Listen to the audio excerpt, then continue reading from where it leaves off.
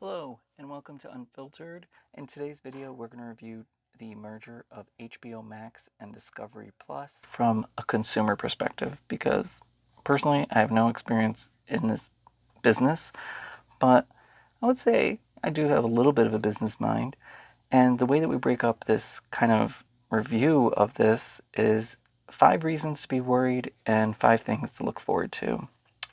So getting started with reasons to be worried for this is content.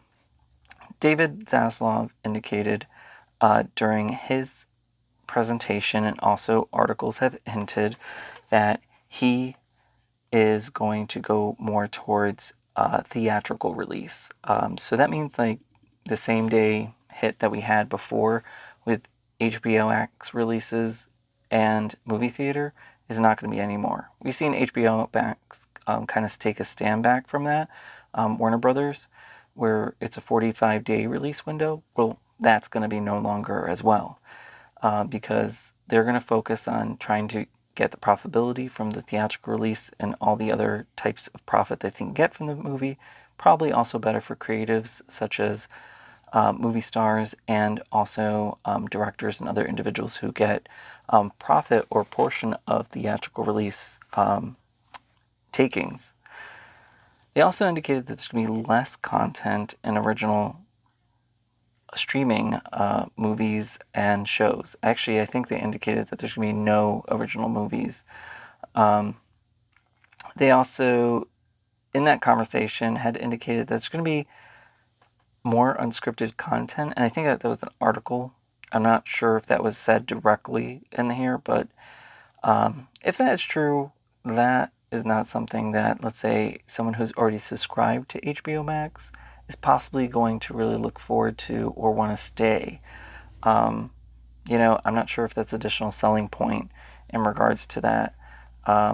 Lots of the original content that they do have for HBO Max has received lots of awards. Lots of people have, really invested their time on this. And they indicated that, as far as the content for HBO Max and Discovery Plus, that they cater to 2 different demographics. Discovery leaning for female and HBO Max leaning more male. Now, I read some articles and there were some good points about this. They said, well, is HBO Max truly as male skewing as they say? Because you have shows like Gossip Girl, Pretty Little Liars, Sex Life of a College Girl, Just Like That, Hacks, Flight Attendant, and the list goes on. So I'm not sure how that is true. Now, maybe lots of females do cater more to unscripted programming, so that could be something than more male audiences. But I saw lots of individuals indicate, well, I'm not sure how true that is. But of course, they have the data that we don't get to see, and we don't know how many subscribers really subscribe to HBO Max compared to Discovery Plus. So there's lots of information that we just don't know that now they have their hands on. Now, I'm not sure if producing less content seems like a winning strategy. And that just seems like right now you're canceling lots of things and you're not introducing anything new. So, not sure what the trade-off is there. It just seems like a really bad strategy to introduce like new management to, hey, I just bought this product, we're going to merge them. By the way, you're going to get less content. And you're like, what? You're canceling lots of stuff. So, as far as other things to be worried about, number 2 on our list is cost. Right now, HBO Max costs $14.99, and Discovery Plus is $4.99 a month. Now, I imagine that this is probably going to equate the merged product to what Netflix is, which is around $20, and I consider that expensive. And it's not as much as cable, but considering how many streaming platforms there are and how many you be subscribed to, it's probably equivalent to what you pay for cable. Now, they indicated that there's going to be an ad-free version. So I imagine that's going to be equivalent to, and they said the ad-free version is going to have ads like cable, so as long as that. And then there's going to be an ad-light version, and then finally a no-ad version, which is probably going to cost, I imagine, around $20. Now, if you use Peacock, the ad-free version has limited content that you can see, which is going to be any original shows to that streaming platform. You probably get the first episode, and then they're going to make you subscribe to get this full season. You're probably going to have limited access to also movies that hit the platform after their theatrical release. Also, probably other popular movies in their catalog will be limited as well. So at least that's what I see going on in Peacock right now. Now, one thing that maybe could be a benefit here is maybe unscripted programming, such as Discovery Plus, the $5.99. If it's older content, you can get that free with ads. So maybe potentially you could have that. Anything that's on their cable networks that is produced there, once it goes to the streamer, you can view it for free with ads. As far as cost, David indicated that this is going to be a value for households, because in a household you have multiple tastes. So not everyone likes the same thing, and with Discovery and HBO Max catalog, there's going to be plenty for other individuals to enjoy. Now, I'm not sure if someone who's paying $4.99 for Discovery Plus without being subscribed to HBO Max is really going to say, you know what, I'm really looking forward to paying more money for something I never asked for. Same thing with HBO Max. Like, there's a reason why I didn't subscribe to Discovery Plus, right? For some individuals. So what am I really going to want here? What's going to make me subscribed? Now, for the $4.99 individuals, hopefully there's a price point, in there, in the ad light, or free, that keeps those subscribers.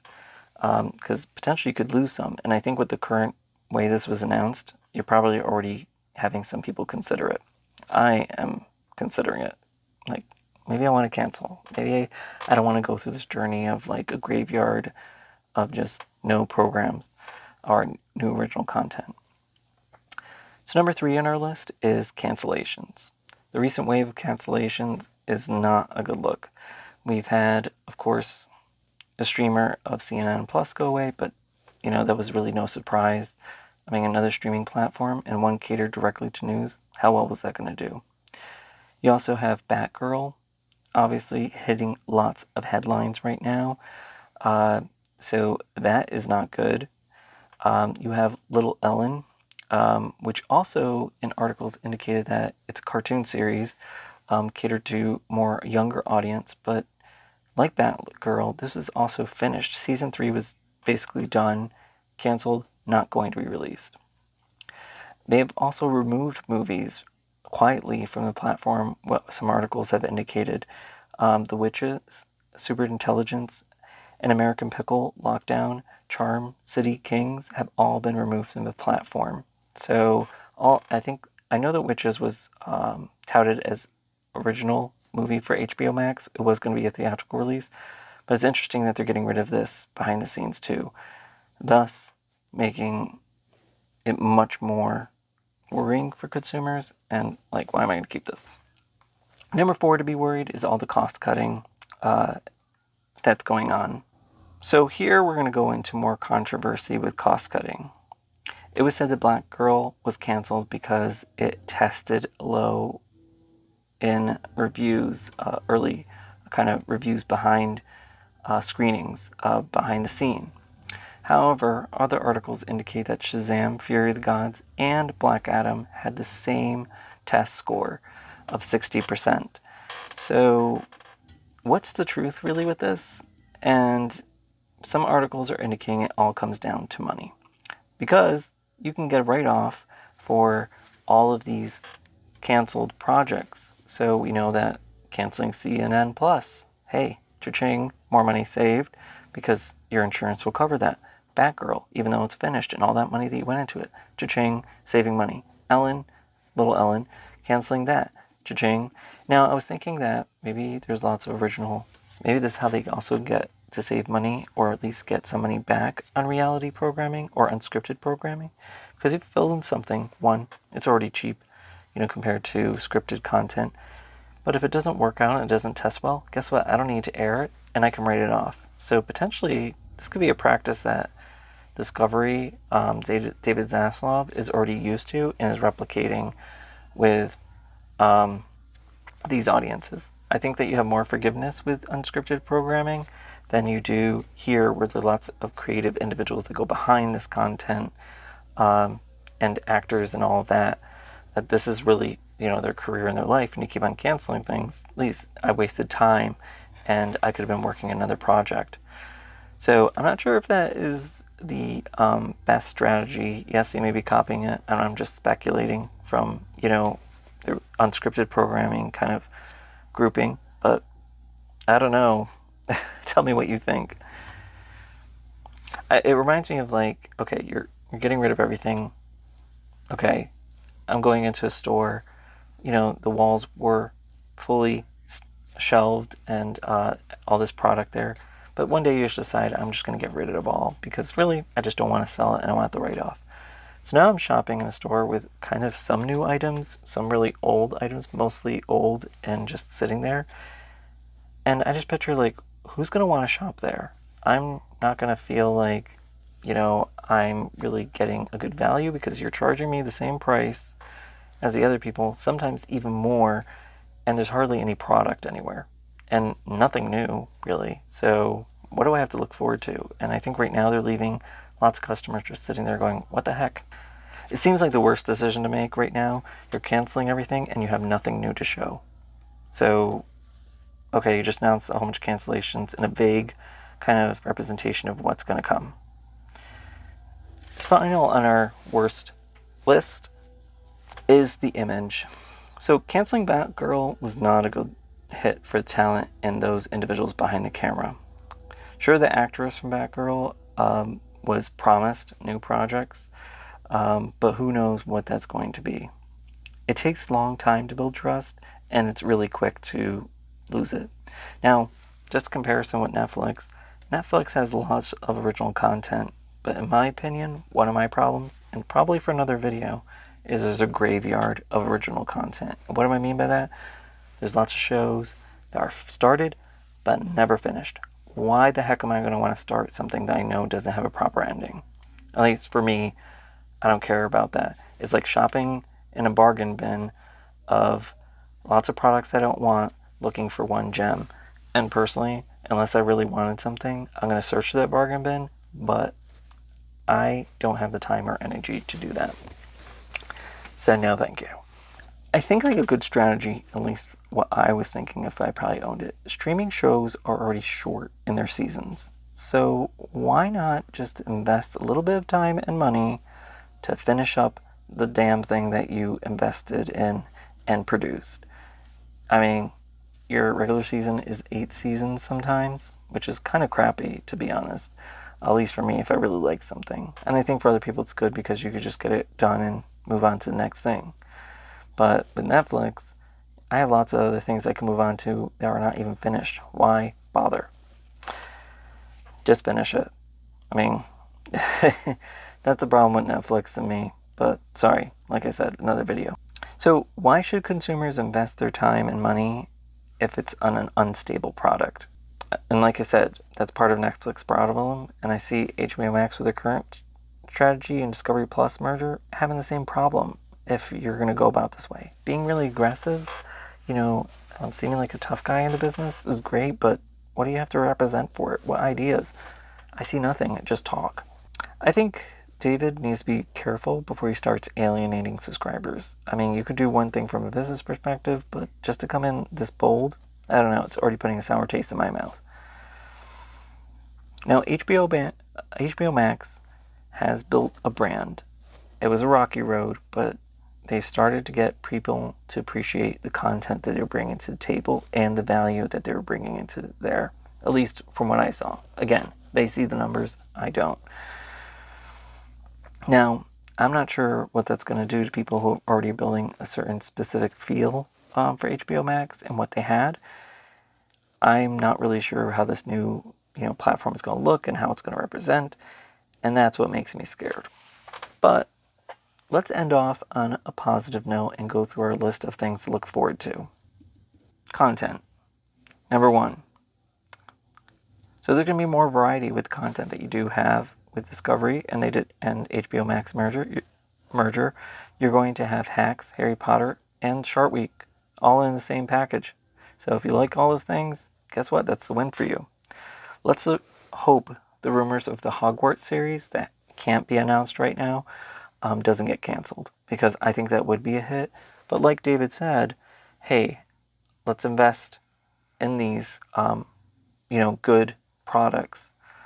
There are many brands that were poorly managed under the previous leadership under Warner Brothers. So hopefully we can get a fresh start with that content.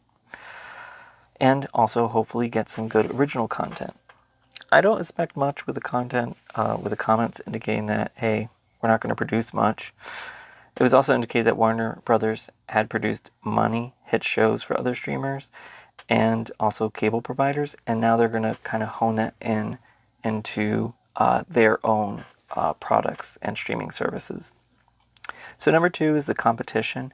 Having Discovery and HBO Max combined is going to kind of improve the muscle power of a new streamer platform.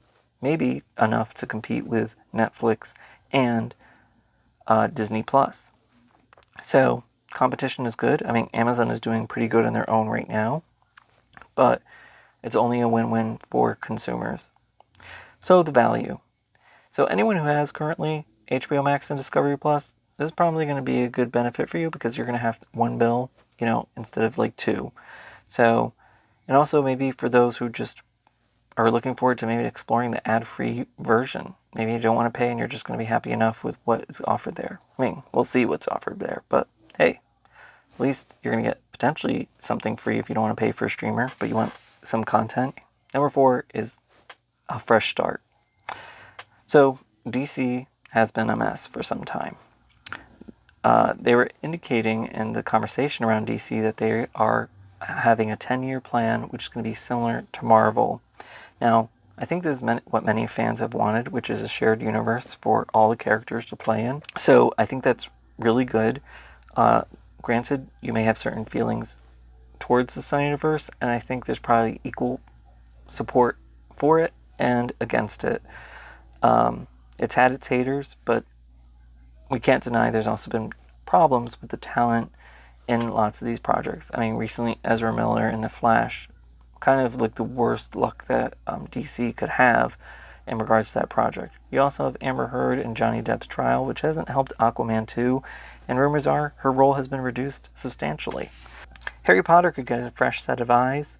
I don't want to reboot, but I do want to recapture the magic of that. And, when we get to number 5, we'll get to talk a little more about kind of what's going to help these things.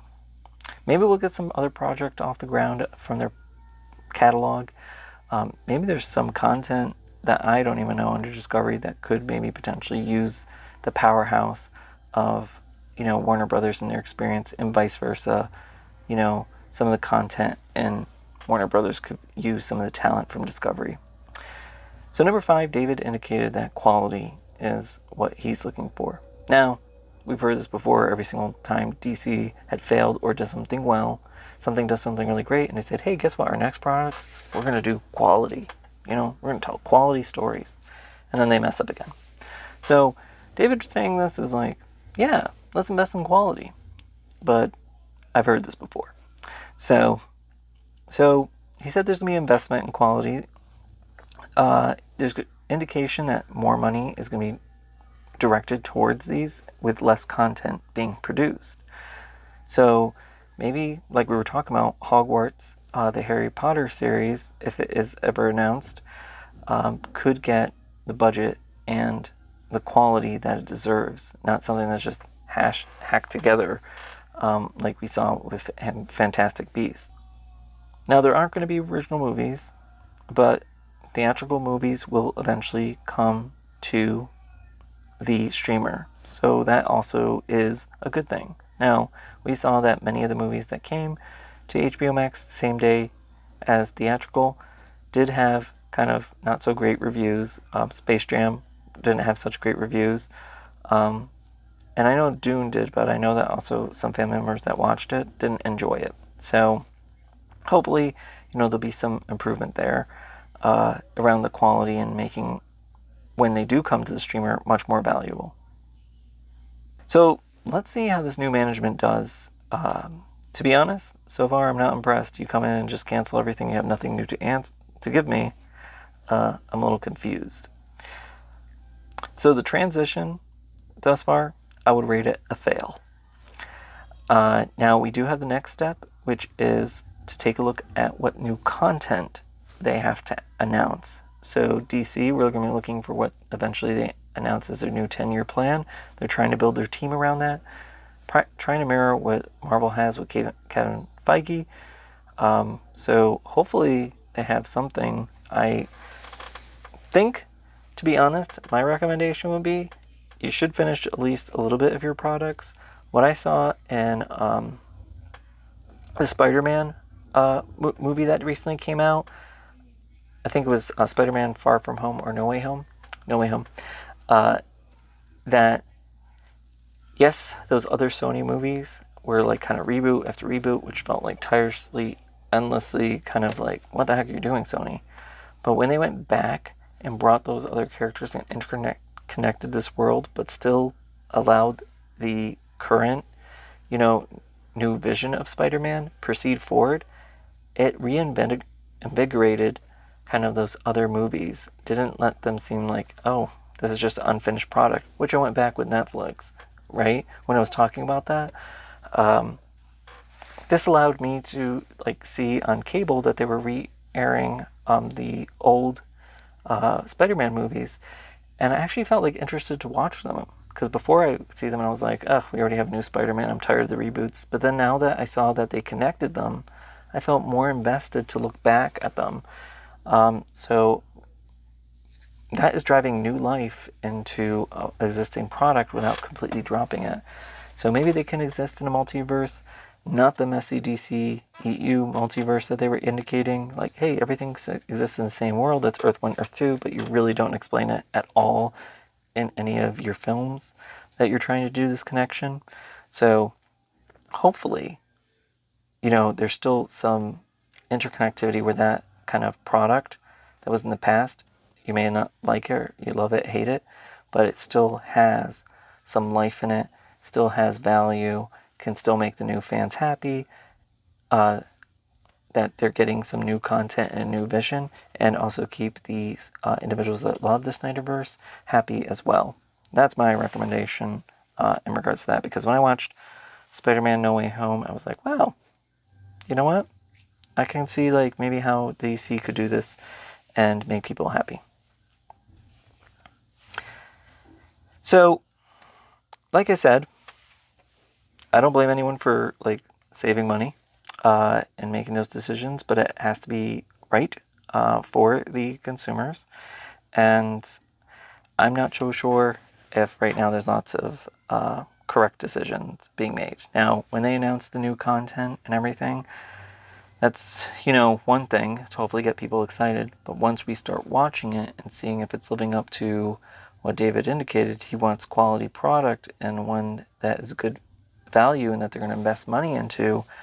If that fails, that's strike two. And you already started off with your transition pissing people off and confusing people. I'm not sure if, the content failing is going to be okay, it's just going to be more of the same old Warner Brothers just messing things up, which really infuriates me because they have so much good content and really can compete, but is poorly managed. So what are your thoughts? Are you looking forward to the HBO Max Disney Discovery Plus merger? No, I said Disney Plus. What do you think about the information? What do you think about my list? Tell me maybe things that I missed that you would maybe want to add to the list. As always, thank you for watching my videos. Like, subscribe, leave a comment, hit that notification bell to get notification of more videos, and stay tuned to other content that we have on the channel. You also can watch other videos that have been posted on my channel by going to, I think it's the video icon or tab. And otherwise, thank you, and until next time, stay safe. Thank you.